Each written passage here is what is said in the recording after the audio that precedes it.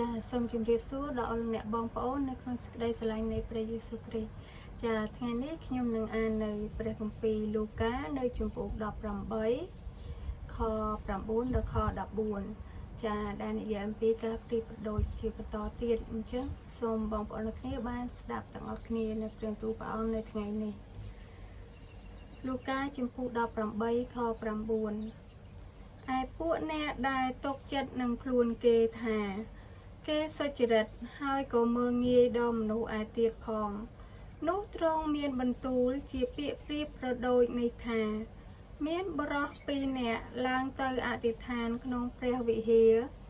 មួយជាពួកផារីស៊ីមួយទៀតជាអ្នកយកពន្ធអ្នកផារីស៊ីក៏ឈរតាំងអធិដ្ឋានតែម្នាក់ឯងដូចនេះថាអោព្រះអង្គអើយទូលបង្គំអរព្រះគុណដល់ទ្រង់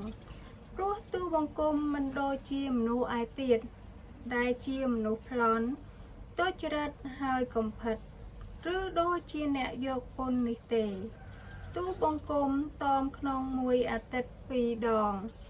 ហើយក៏ថ្វាយមួយភាគក្នុង10ពីរបស់ទាំងអម្បាលម៉ានដែលទូលបង្គំបានចំណេញផងឯអ្នកយកពន្ធគាត់ឈរនៅទីឆ្ងាយមិនទាំងងើបមើលទៅលើមេឃផងក៏គួកដើមទ្រូងទូថាអោព្រះអង្គអើយសូមទ្រង់មេត្តាអត់ទោសដល់ទូលបង្គំដែលជាអ្នកមានបាបផងខ្ញុំប្រាប់អ្នករាល់គ្នាថាការចុះទៅដល់ផ្ទះអ្នកនេះបានរាប់ជាសុចរិតជាងអ្នកមួយនោះត្បិតអស់អ្នកណាដែលដំកើងខ្លួននោះនឹងត្រូវបន្ទាបវិញហើយអ្នកណាដែលបន្ទាបខ្លួននោះនឹងបានដំកើងឡើងចាអរគុណសូមព្រះប្រទានពរ